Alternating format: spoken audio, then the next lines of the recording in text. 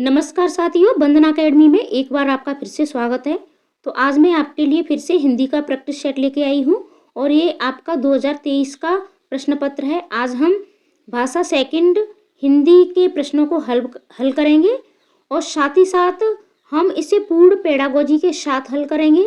समय आपके पास बहुत कम है तो मैं आपको प्रश्नों को मतलब छांटना सिखाऊंगी, यानी प्रश्नों से आप उत्तर कैसे छांट सकते हो। आपके ये जो दो गद्यांश इसमें दिए गए होते हैं या फिर आपका एक गद्यांश या एक पद्यांश दिया होता है और वहाँ से आपके 10 प्रश्न बनते हैं और ये 10 प्रश्न आपकी तैयारी में बहुत ज़्यादा मायने रखते हैं।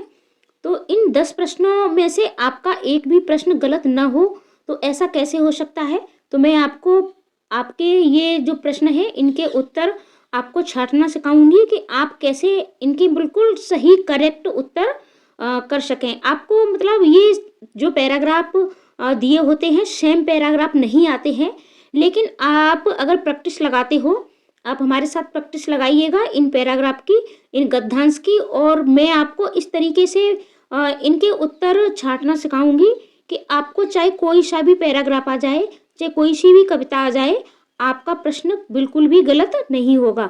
तो वीडियो के अंत तक अवश्य बने रहें। पेडागोजी के प्रश्नों को भी हम पूर्ण पेडागोजी के साथ हल करेंगे और पहले हम गद्यांश देखते हैं। अगर आपने अभी तक चैनल को सब्सक्राइब नहीं किया है तो चैनल को सब्सक्राइब अवश्य कर लें, वीडियो को लाइक भी कर दें और शेयर भी कर दें अपने दोस्तों को, और कमेंट करना बिल्कुल न भूलें। साथ ही साथ एनसीईआरटी पेपर सेकंड के लिए और पेपर फर्स्ट के लिए आपको मिल रही है वन लाइनर भी। आपको पेपर फर्स्ट के लिए वीडियो दी जा चुकी है, तो उसे भी आप अवश्य देखें क्योंकि उसमें आपका पूर्ण रिवीजन हो जाएगा। तो ये भी आपको पूर्ण कराई जा रही हैं।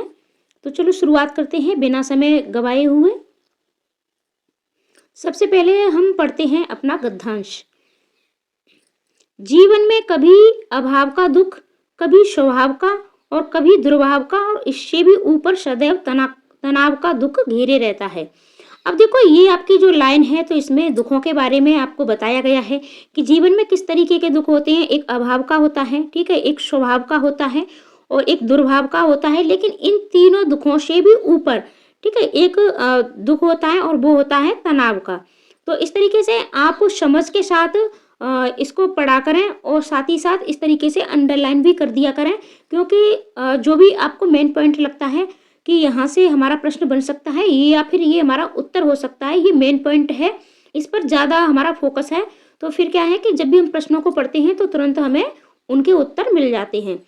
अभी देखो हम प्रश्नों को पढ़ेंगे और ये हम जो अंडरलाइन करते जा रहे हैं आपके मैं प्रश्नों से इनके उत्तर आपको छांट के दिखाऊंगी। इन्हीं दुखों के वशीभूत हम टकराव की जिंदगी जीते हुए बिखराव का दुख भोगते हैं। दुखों से सभी डरते हैं क्योंकि दुख अप्रिय है। यानी दुख कैसा है? दुख अप्रिय है। दुखों से दूर रहने और सुख पाने की चाह में हम नए नए पापों में प्रवेश करने लगते हैं, ठीक है। तो हम दुखों से दूर और सुख पाने की चाह में, ठीक है, सुख पाने की चाह में हम क्या करते हैं? पापों में प्रवेश करने लगते हैं। ये हमारी सबसे बड़ी भूल होती है। पाप का फल सुख रोकता है। सुख चाहिए तो पापों से मुक्त होने की चाह जागृत करनी होगी। दुखों से छुटकारा और सुख की प्राप्ति का एक मार्ग है धर्म को आत्मसात करना। यानी सुख प्राप्त करने का और दुखों से छुटकारे का एकमात्र साधन क्या है? आपका धर्म को आत्मसात करना है। तो आप इसे भी अंडरलाइन कर सकते हो। आपको ये जो पैराग्राफ होते हैं, ठीक है, आपके ये जो गद्यांश होते हैं, पद्यांश होते हैं, बहुत से लोग आपको सलाह देते हैं कि आप इन्हें कम से कम 2 बार पढ़ा करो, 3 बार पढ़ा करो। ऐसा आपको बिल्कुल भी करने की जरूरत नहीं है, क्योंकि सीटेट में आपके ये कभी कभी 2 गद्यांश दे दिए जाते हैं या फिर एक गद्यांश एक पद्यांश। आपको एक बार ही पढ़ने में इनमें आपका समय बहुत ज़्यादा बर्बाद हो जाता है। और सीटेट के पेपर में आपको पता ही है कि समय की कितनी मतलब वैल्यू है। तो ऐसा आपको बिल्कुल भी नहीं करना है। आपको इस तरीके से अंडरलाइन करते हुए अपने पैराग्राफ को पढ़ना है। जहाँ धर्म है वहाँ पाप नहीं है, और जब पाप नहीं तो वहाँ दुख नहीं। यानी जब पाप नहीं होता है तो वहाँ दुख भी नहीं होता है। जहाँ दुख नहीं वहाँ सुख को अनंत होने का पूरा अवसर प्राप्त होता है। दुख हमारी भूल और हमारे मानवीय स्तर से गिरकर घिनौने कर्मों का फल है। यानी दुख क्या है? घिनौने कर्मों का फल है, मानवीय स्तर से गिरकर। तो अब देखो हम प्रश्नों को देखते हैं। गद्यांश के अनुसार सबसे बड़ा दुख है। अब देखो गद्यांश में सबसे बड़ा दुख पूछ रहा है। अभाव का है, स्वभाव का है, पीड़ा का है या तनाव का है।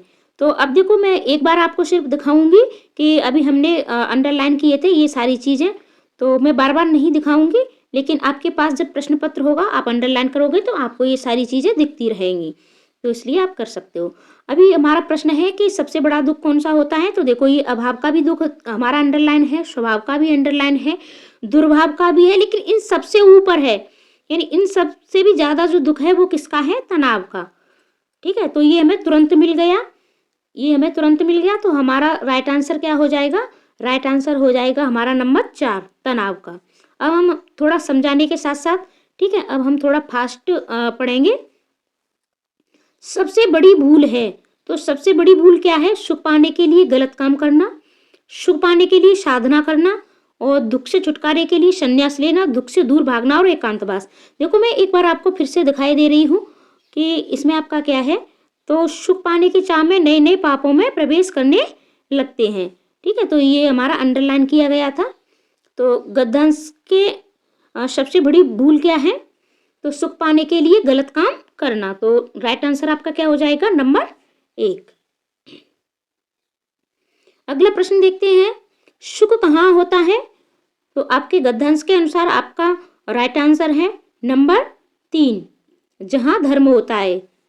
अगला प्रश्न देखते हैं, गद्यांश के मूल विषय में शामिल नहीं है, यानी हमारा ये जो गद्यांश है इसमें किस चीज को हमने शामिल नहीं किया है, धर्म की बात हुई है, सुख की बात हुई है, ठीक है, और दुख की भी हुई है, इन तीनों की बात हुई है, तो ये हमारा राइट आंसर नहीं होंगे, राइट आंसर हो जाएगा दंड, यानी दंड की यहाँ हमारे गद्यांश में कोई भी बात नहीं हुई है। अगला प्रश्न, गलत कार्य करने से डैश की हानि होती है, किसकी होती है, पाप की, सुख की, दुख की या फिर सम्मान की। तो गलत कार्य करने से गद्यांश के अनुसार हमारे सुख की हानि होती है। किस शब्द में एक प्रत्यय का प्रयोग संभव है, जैसा कि मैं आपको हमेशा से बताती रहती हूँ कि आपको ग्रामर बिल्कुल भी नहीं पढ़नी है, सिर्फ प्रैक्टिस सेट लगाने हैं। हमारे चैनल पर आपको हिंदी के बहुत सारे प्रैक्टिस सेट मिल जाएंगे, आप प्ले लिस्ट में जाके उन्हें देख सकते हो, या फिर उन्हें नहीं देखना चाहते हो तो अब आपको फिर से डेली से हिंदी के, ईवीएस के और सीडीपी के, साथ ही साथ एसएसटी पेपर 2 के लिए भी आपको प्रैक्टिस सेट मिल रहे हैं, एनसीईआरटी की क्लासें भी दी जा रही हैं दोनों पेपरों के लिए, तो आप उन्हें मतलब उनसे देख सकते हो और हमारे साथ जुड़ सकते हो। तो ग्रामर आपको बिल्कुल भी नहीं पढ़नी है, थोड़ी बहुत ग्रामर आपकी 1-2 नंबर की पूछी जाती है। किस शब्द में एक प्रत्यय का प्रयोग संभव है, तो अब आपको है एक, अब धर्म के साथ हमें एक जोड़ना है, तो हमारा क्या बन जाएगा, धार्मिक। सुख के साथ जब हम एक को जोड़ेंगे तो हमारा सुखिक नहीं बनेगा, दुख के साथ दुखिक नहीं बनेगा, पाप के साथ पापिक ये भी नहीं बनेगा, तो हमारा सही शब्द बन गया, धर्म के साथ हम एक शब्द को जोड़ देंगे, धर्म प्लस एक यानी धार्मिक। अगला प्रश्न है, समूह से भिन्न शब्द है, तो हमारा समूह यानी गद्यांश में हमारे धर्म की बात हुई है, सुख की भी बात हुई है, दुख की भी बात हुई है, लेकिन पापी शब्द की बात नहीं हुई है, तो राइट आंसर हमारा हो जाएगा नंबर 4। आपको इसी तरीके से प्रश्नों को छांटना है, और अगर आप इस तरीके से प्रश्नों को हल करोगे तो आपके ये प्रश्न है तो बिल्कुल भी कोई भी आपका प्रश्न गलत नहीं होगा। अगला देखो गद्यांश, इसमें आपके 2 गद्यांश दिए गए हैं, इसमें पद्यांश नहीं दिया गया है। भारत में पर्व, उत्सव और मेलों की सदियों पुरानी परंपरा है, इनके जरिए न सिर्फ संस्कृत समृद्ध होती है बल्कि स्थानीय अर्थव्यवस्था को भी बहुत ताकत मिलती है। अब देखो यहाँ बात अर्थव्यवस्था की हो रही है, तो ये एक नया पॉइंट है कि मेलों से भी अर्थव्यवस्था को यानी बहुत ताकत मिलती है, और मेलों की परंपरा कैसी है, तो ये सदियों पुरानी है। ठीक है, इस तरीके से आप पढ़ा करो।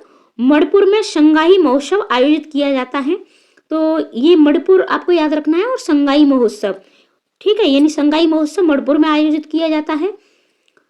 मणिपुर इतने प्राकृतिक सौंदर्य, सांस्कृतिक समृद्धि से भरा ऐसा राज्य है कि हर कोई यहाँ एक बार जरूर आना चाहता है। संगाई महोत्सव जैसे आयोजन निवेशकों और इंडस्ट्री को भी आकर्षित करते हैं। अब देखो ये जो संगाई महोत्सव है तो ये किसको आकर्षित करता है, निवेशकों को और इंडस्ट्री को। इस बार का आयोजन पहले से और भी ज्यादा भव्य स्वरूप में सामने आया है, जो मणिपुर के लोगों की भावना और उनके जज्बे को दिखाता है। ये क्या दिखाता है? उनकी भावना और जज्बे को।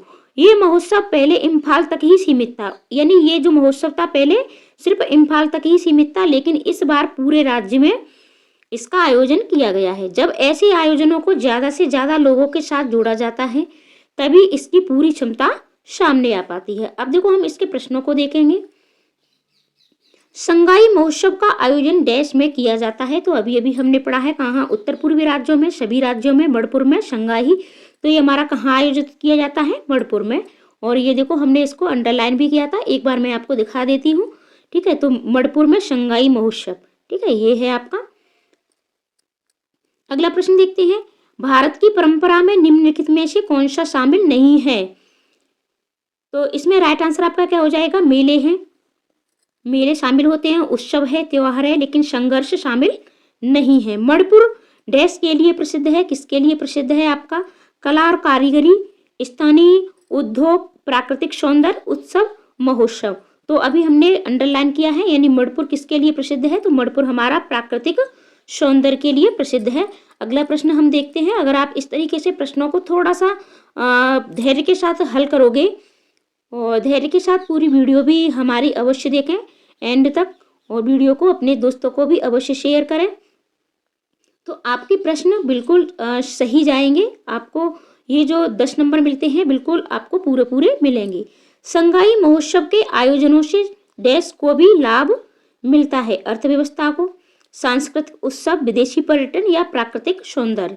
तो इसमें आप देख पा रहे होंगे। ठीक है, तो इससे किसको ज़्यादा मिलता है हमारा? तो इसमें आपका हो जाएगा नंबर 1 अर्थव्यवस्था। पहले और अब के महोत्सव के आयोजन में मूल अंतर क्या है?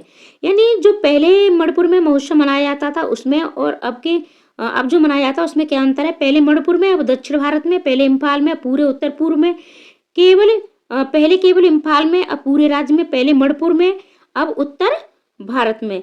तो इसका राइट आंसर आपका क्या हो जाएगा? राइट आंसर आपका हो जाएगा नंबर 3, यानी पहले ये केवल इम्फाल में मनाया जाता था, लेकिन अब ये पूरे राज्य में मनाया जाता है। और देखो ये हमने अंडरलाइन भी किया था, यानी पहले ये इम्फाल तक ही सीमित था, लेकिन अब पूरे राज्य में इसका आयोजन होता है।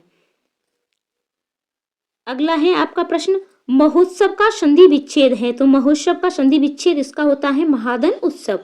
तो आपका राइट आंसर क्या हो जाएगा? राइट आंसर हो जाएगा आपका नंबर 3, महाधन उत्सव। इत प्रत्यय का उदाहरण है, और इस प्रश्न में पढ़ के ही बहुत से लोग इसमें क्या कर देंगे कि इसको सांस्कृतिक कर देंगे। ठीक है, लेकिन आपको ये याद रखना है कि ये इत है, ठीक है, इक नहीं है। और ये सांस्कृतिक में आपका इक प्रत्यय होता है, लेकिन आपको ढूंढना कौन सा है? इत ढूंढना है। तो इसमें आपका राइट आंसर हो जाएगा नंबर 4, आकर्षित। अगला प्रश्न देखते हैं। गद्यांश में किसकी क्षमता के सामने आने की बात की गई है? स्थानीय कलाओं की, महोत्सव की, मणिपुर की, सांस्कृतिक समृद्धि की। तो इसमें आपकी बात की गई है महोत्सव की। अगला प्रश्न देखते हैं, और अब ये हमारे शिक्षण से और पेडागोजी पर आधारित प्रश्न है, तो इनको थोड़ा हम समझ के साथ पढ़ेंगे। छोटे बच्चों के लिए पाठ्य योजना बनाते समय अध्यापिका ने समग्र भौतिक प्रतिक्रिया विधि पर ध्यान केंद्रित करने का निर्णय लिया। तो इस प्रश्नों को भी पढ़ते समय आप इनमें भी अंडरलाइन कर सकते हो, यानी अध्यापिका ने समग्र भौतिक प्रतिक्रिया TPR पर ध्यान केंद्रित करने का निर्णय लिया। पाठ में समग्र भौतिक प्रतिक्रिया शामिल करने के लिए अध्यापिका को निम्नलिखित में से क्या करना चाहिए? इसमें पूछ रहा है कि वो क्या कर सकती है। गतिविधि न करवाकर प्रश्न पूछे जाएं और उत्तर देने के लिए प्रोत्साहित किया जाए, लेकिन इसमें क्या है? अब गतिविधि नहीं करवानी है, गतिविधि तो अवश्य करवानी चाहिए। ठीक है, तो राइट आंसर आपका ये बिल्कुल भी नहीं हुआ। कक्षा में कुछ शारीरिक गतिविधियां करवानी चाहिए। ऐसी गतिविधियां करवाएं जो अपनी अपनी सीट पर बैठे हो सकें और जोड़ों या समूह में करने के मौके दें। कक्षा में कुछ श्रवण संबंधी गतिविधियां करवाई जाएं। तो राइट आंसर आपका क्या होगा? राइट आंसर आपका हो जाएगा नंबर 2, यानी कक्षा में कुछ शारीरिक गतिविधियां बच्चों से अवश्य करवाई जानी चाहिए। तो ये सिर्फ उसके समग्र, यानी जो उसने पाठ्य योजना तैयार की है, जैसे कि उसको क्या पढ़वाना है, क्या बुलवाना है, इस सब के साथ साथ, ठीक है, इस सब के साथ साथ और उसमें क्या शामिल करना चाहिए, तो इसमें है आपकी शारीरिक गतिविधियां करवानी चाहिए। अगला प्रश्न देखते हैं, व्याकरण सिखाने का कौन सा उपागम इस मत को प्रोत्साहित करता है कि भाषा अधिगम नियमों को सीखने से संबंधित है। यानी व्याकरण का नियम, ठीक है, तो व्याकरण का नियम के लिए आपका संप्रेषणात्मक, आगमनात्मक, निगमनात्मक या व्याकरण अनुवाद। तो व्याकरण का कौन सा उपागम है आपका, तो जो भाषा अधिगम नियमों को सीखने की, तो नियमों को सीखने की बात आपकी निगमनात्मक में होती है। यानी आपका जो क्वेश्चन होता है निगम, यानी पहले नियमों को दिया जाता है, फिर उसके बाद हम उदाहरण देखते हैं, ठीक है। पहले नियमों को सीखते हैं, फिर हम उदाहरण देते हैं। एक अध्यापक कक्षा 5 के शिक्षार्थियों को मुक्त लेखन कार्य देने की योजना बना रहा है। यानी कक्षा 5 का विद्यार्थी है और उसको क्या कार्य दिया जा रहा है, मुक्त लेखन, यानी वो स्वतंत्र लिख सकता है। अधिकांश अध्यापकों द्वारा निम्नलिखित में से किस बात पर ध्यान केंद्रित करना चाहिए। अब इसमें ध्यान क्या केंद्रित करना है कि मुक्त लेखन में बच्चे मतलब क्या चीज होनी चाहिए, ठीक है। शिक्षार्थियों की लिखावट क्या सिर्फ मतलब लिखावट अच्छी होनी चाहिए, या फिर विषय वस्तु की सटीकता, या फिर विषय वस्तु में प्रवाह और सटीकता दोनों पर ही ध्यान देना चाहिए। तो जब मुक्त लेखन बच्चा करेगा, स्वयं से करेगा, ठीक है, वहाँ किसी का भी हस्तक्षेप नहीं है, तो फिर इसमें आपका हो जाएगा विषय वस्तु में प्रवाहता। अगला प्रश्न देखते हैं हम। आशा करती हूँ कि आपको ये प्रश्न समझ में आ रहे होंगे। पेडागोजी में आपको नेगेटिव और पॉजिटिव पॉइंट अवश्य आने चाहिए। इस पर मैंने वीडियो आपको दे रखी है, तो आप उसे अवश्य देखें प्लेलिस्ट में जाके। टॉप डाउन से आशय है समग्र अर्थ पर ध्यान देना, यानी आपका टॉप डाउन से क्या आशय है कि समग्र अर्थ पर ध्यान देना। अधोमुखी से क्या आशय है, अब अधोमुखी से क्या होगा, तो लघु उत्तरी प्रश्न पूछने पर ध्यान देना, पाठ वस्तु और अमूर्त विचारों के सार पर ध्यान देना, पठन पूर्व पर ध्यान देना, पाठ्य वस्तु के शब्दों और वाक्यों पर ध्यान देना। तो इसमें आपका हो जाएगा पाठ्य वस्तु के शब्दों और वाक्यों पर ध्यान देना। अगला प्रश्न देखते हैं, भाषा अध्यापक का प्राथमिक दायित्व क्या होना चाहिए। अब भाषा का टीचर है तो उसका प्राथमिक यानी पहला दायित्व क्या होना चाहिए, शिक्षार्थियों को निर्देश देना। जहां भी बात निर्देश किया जाए ये आपका नेगेटिव पॉइंट होता है। कुछ जगहों पर आप निर्देश बच्चों को दे सकते हैं। शिक्षार्थी की संप्रेषणात्मक आवश्यकताओं की पहचान करना, शिक्षण के लिए उपयुक्त विषय वस्तु का चयन करना, शिक्षार्थियों के विभिन्न वर्ग समूह बनाना। अब सीटेट में आपका क्या होता है कि ज्यादातर जो हमारे ऑप्शन होते हैं, ठीक है, वो सभी सही होते हैं, लेकिन हमको उसमें भी सबसे मतलब बेस्ट ढूंढना होता है, ठीक है। आपका एक जैसे अच्छा गुड हो गया, ठीक है, बेटर हो गया, फिर आपका बेस्ट होता है। तो आपको पहले वाले दोनों डिग्री वाले उनको छोड़ के बेस्ट को ढूंढना होता है। तो अब आपका इसमें राइट आंसर क्या हो जाएगा, तो आपका राइट आंसर हो जाएगा नंबर 2, यानी शिक्षार्थी की संप्रेषणात्मक आवश्यकताओं की पहचान करना। एक छोटी बच्ची कोई पुस्तक उठाती है, उसे सीधी तरफ से पकड़ती है और उसके पृष्ठ पलटती है, इन सब में क्या सम्मिलित है। उद्गामी समाधान कौशल, उद्गामी साक्षरता कौशल, उद्गामी पाठ्यचर्या, उद्गामी गुणधर्म, ठीक है। तो समाधान कौशल नहीं है और ये पाठ्यचर्या का भी हिस्सा नहीं है और ये कोई गुणधर्म भी नहीं है, तो ये आप क्या है, उद्गामी साक्षरता कौशल। निम्नलिखित कथनों को पढ़िए तथा सही विकल्प का चयन कीजिए। शिक्षार्थी भाषा अर्जित करते हैं क्योंकि वे ऐसा करने के लिए आनुवंशिक रूप से पूर्वानुकूलित होते हैं और ऐसे में परिवेश की कोई भूमिका नहीं होती है। भाषा में सबसे ज्यादा जो भूमिका होती है वो परिवेश की ही होती है, यानी जितना समृद्ध परिवेश होगा भाषा उतनी ही अच्छी होगी, बच्चे अपने आप से सीख जाते हैं। भाषा अर्जन में शिक्षार्थी केंद्रित कक्षाई परिवेश का बहुत गहरा प्रभाव पड़ता है। सही है बिल्कुल भी ये आपका कि यानी जो शिक्षार्थी केंद्रित कक्षाई परिवेश होता है तो उसका बहुत गहरा प्रभाव पड़ता है और परिवेश की भूमिका नहीं होती है, ये आपका गलत है। तो राइट आंसर आपका क्या हो जाएगा, राइट आंसर हो जाएगा नंबर 1। ए गलत है परंतु आर सही है। अगला प्रश्न देखते हैं, पठन सिखाने के उस तरीके को क्या कहा जाता है जिसमें शब्दों के अर्थ को प्रयुक्त संदर्भों के अनुसार समझने पर बल दिया जाता है। और अब इस बार आपका जो सीटेट का एग्जाम है वो आपका मतलब ऑफलाइन ही हो रहा है, इस तरीके से ही आपको प्रश्न पत्र मिलेगा और आप ध्यानपूर्वक और पूर्ण धैर्य के साथ, बिल्कुल भी जल्दबाजी आपको एग्जाम देते समय नहीं करनी है। ठीक है, और एग्जाम टाइम आपको क्या क्या मतलब अपना ध्यान रखना है, किन किन चीज़ों को, इस पर भी मैं आपको वीडियो अवश्य दूंगी। तो पठन सिखाने के उस तरीके को क्या कहा जाता है जिसमें शब्दों के अर्थों को प्रयुक्त संदर्भों के अनुसार समझने पर बल दिया जाता है। संरचनात्मक उपागम, संप्रेषणात्मक, अधोमुखी उपागम या समग्र भाषा उपागम। तो यानी हमें समग्र भाषा को सीखना होता है। ठीक है, यानी शब्दों के अर्थ को अर्थ के साथ जब हम पढ़ते हैं तो ये हमारी समग्र भाषा उपागम हो जाता है। अगला प्रश्न है, भाषा के बारे में चिंतन करने और बात करने की योग्यता को क्या कहेंगे? यानी चिंतन के साथ जब बच्चा बात करता है तो इस योग्यता को आप क्या कहेंगे? अधिभाषिक यानी विचार विमर्श योग्यता, ध्वन्यात्मक जागरूकता, निपुण वक्ता, उद्गामी साक्षरता। ये उद्गामी साक्षरता नहीं है। ठीक है, यानी बच्चा कुछ सीखता है। निपुण वक्ता भी नहीं होगा। ध्वन्यात्मक यानी ध्वनि की उसको जागरूकता है, ऐसा भी नहीं है। तो ये क्या है आपका? यानी चिंतन के साथ जब वो बात करने की योग्यता को धारण कर लेता है तो ये होता है आपका अधिभाषिक योग्यता, यानी विचार विमर्श की योग्यता उत्पन्न हो जाती है। एक माँ ने कक्षा सेकंड की अध्यापिका से पूछा कि मैंने इस बात पर ध्यान दिया है कि मेरी बच्ची कभी कभी ऐसे सब शब्द बोल जाती है जो उसने कभी अपने वयस्कों या भाई बहनों से नहीं सुने। ये कैसे संभव है? और ये प्रश्न आपका पहले भी पूछा जा चुका है, लेकिन वहाँ आपका जीन पियाजे से लेकर के संबंधित ये प्रश्न जोड़ के पूछा गया है। तो इस प्रश्न का निम्नलिखित में से सबसे उपयुक्त उत्तर क्या है? रचनावादी उपागम के अनुसार बच्चे नई भाषाएं आविष्कृत करते हैं। ऐसा बिल्कुल भी नहीं है कि बच्चे अपने आप से कोई भाषा का आविष्कार कर लें। बच्चे भाषा केवल अपने वयस्कों के अनुकरण से सीखते हैं। हाँ, वयस्कों के अनुकरण से सीखते हैं, लेकिन केवल नहीं सीखते हैं, अन्य माध्यमों से भी बच्चे अपनी भाषा सीखते हैं। मनुष्य का मस्तिष्क भाषा सीखने के लिए सहज रूप से अनुकूलित होता है। बिल्कुल होता है। बच्चे भाषा तभी सीखते हैं जब हम बच्चे के भाषाई विकास पर पुनर्बलन नहीं मतलब हर बात पर उनको पुनर्बलन दिया जाएगा बच्चे तब भाषा सीखते हैं, ऐसा भी बिल्कुल नहीं है। तो इसमें मतलब आपका राइट आंसर हो जाएगा नंबर 3, यानी मनुष्य का जो मस्तिष्क होता है तो ये भाषा सीखने के लिए सहज रूप से अनुकूलित होता है। कभी कभी क्या होता है कि बच्चे कहीं से भी, यानी उसके घर में उसका कोई वयस्क है, भाई बहन है, माता पिता है, कोई भी उस शब्द को नहीं बोलता है, लेकिन फिर भी वो कहीं से उन शब्दों को सीख लेते हैं।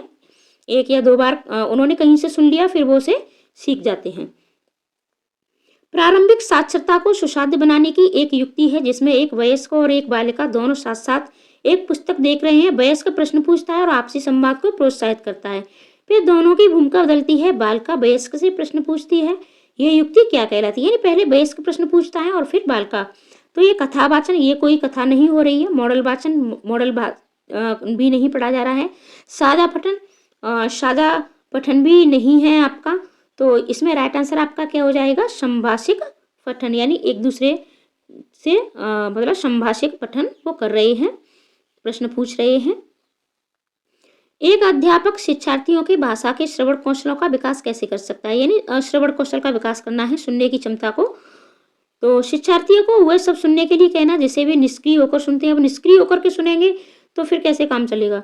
शिक्षार्थियों से कक्षा में और कक्षा के बाहर सतत रूप से बात करके अन्य भाषिक कौशलों को संबंध किए बिना केवल श्रवण कौशलों पर ध्यान। जहां भी बात केवल की आ जाए वो तो आपका गलत हो जाता है। निष्क्रियता की बात हो जाए वो भी आपका गलत होता है। शिक्षार्थियों के लिए ऐसे अवसर सृजित करना जिनमें वे तरह तरह के भाषा स्रोतों और लोगों से सुन सकें और अन्य श्रवण संबंधी गतिविधियों में संलग्न हो सकें। ज्यादातर आपका सीटेट में जो बड़ा वाला प्रश्न होता है, लेकिन उसमें आपके मतलब बड़ा होने के साथ साथ उसमें आपका पॉजिटिव पॉइंट भी होना चाहिए। तो अब देखो इसमें आपके पॉजिटिव पॉइंट भी है और यही आपका राइट आंसर है और बड़ा भी है। जैसे अवसर सृजित करना, ठीक है, तरह तरह की भाषा के स्रोतों और लोगों को सुन सकें और अन्य श्रवण संबंधी गतिविधियों में संलग्न हो सकें। यानी जब ऐसे स्रोत होंगे कि वो अन्य लोगों को सुन सकेंगे तो ये क्या है कि इससे उनके श्रवण कौशल का विकास हो जाएगा और यही आपका राइट आंसर होगा। अगला प्रश्न है, निम्नलिखित कथनों को पढ़िए तथा सही विकल्प का चयन कीजिए। अभिकथन, प्राथमिक स्तर पर भाषा में सटीकता बहुत ही महत्वपूर्ण है। व्याकरण प्राथमिक स्तर की पाठ्यचर्या का अभिन्न अंग है। तो इसमें आपका राइट आंसर क्या होगा? तो राइट आंसर आपका हो जाएगा नंबर 1। ए गलत है परंतु आर सही है। यानी आप प्राथमिक स्तर पर एकदम बहुत ज़्यादा सटीकता महत्वपूर्णता नहीं रखती है, क्योंकि बच्चा इतनी सटीकता से नहीं बोल पाता है। लेकिन हाँ, व्याकरण इसका मतलब एक अभिन्न अंग है। आपको बच्चे को धीमे धीमे ही सही व्याकरण सिखाना होता है, लेकिन आप व्याकरण पर मतलब ज़्यादा जोर नहीं दे सकते हो, लेकिन पाठ्यचर्या का एक अभिन्न अंग ये अवश्य है। ये पाठ्यचर्या की बात हो रही है, ना कि बच्चे पर व्याकरण के लिए आप जोर डालने की। ठीक है। भाषा अधिगम की प्रकृति और शिक्षण शास्त्रीय व्यवस्थाओं में दोनों की अनुप्रयोगिता के बारे में सैद्धांतिक स्थितियों एवं मतों को क्या कह सकते हैं? युक्ति, पाठ्यक्रम, विषय वस्तु या उपागम। यानी भाषा है और भाषा अधिगम, यानी भाषा अधिगम की प्रकृति और शिक्षण शास्त्रीय व्यवस्थाओं दोनों की अनुप्रयोगिता। ठीक है। तो इस अनुप्रयोगिता के सैद्धांतिक स्थितियों मतों को आप क्या कहेंगे? तो ये आपका हो जाएगा उपागम। और ये है आपका लास्ट प्रश्न वीडियो का। तो वीडियो आशा करती हूँ कि आपको अच्छी लगी होगी। तो अपने प्यारे प्यारे कमेंट करके अवश्य बताएं कि वीडियो आपको कैसी लगी है, और अपने दोस्तों को भी शेयर कर दें, एक लाइक भी कर दें। और अगर आप चैनल पर नए हैं तो प्लीज़ चैनल को सब्सक्राइब भी अवश्य कर लें। डेली आपको इसी तरीके से वीडियो मिलती रहेंगी। हम आपकी तैयारी में एक छोटा सा प्रयास करते हैं, तो आप हमारे लिए इतना तो कर ही सकते हैं कि वीडियो को लाइक शेयर जरूर कर दिया करें और चैनल को सब्सक्राइब भी अवश्य कर लें। रचनात्मक मूल्यांकन क्या है? परिवर्तन से संबंधित नहीं है। शिक्षण अधिगम प्रक्रिया में क्या हो रहा है? अधिगम में हो रहे विकास और सुधार से संबंधित है। कोर्स में एक पूर्व निर्धारित या विशेष, ठीक है, किया जाता है। अब ये यहाँ कट गया है, पता नहीं। तो इसमें राइट आंसर आपका हो जाएगा अधिगम में हो रहे विकास और सुधार से संबंधित है। तो पूरी वीडियो देखने के लिए आपका बहुत बहुत धन्यवाद। मिलते हैं अगली वीडियो में अगले टॉपिक के साथ। डेली आपको इसी तरीके से चैनल पर वीडियो मिलती रहेंगी। एसएसटी पेपर 2 के लिए आपको एनसीईआरटी विद प्रैक्टिस के साथ वीडियो मिल रही है, और आपको पेपर फर्स्ट के लिए भी एनसीईआरटी सॉल्यूशन वीडियो मिल रही है। साथ ही साथ सभी विषयों के प्रैक्टिस सेट आपको कराए जा रहे हैं। तो चैनल पर बने रहें। धन्यवाद।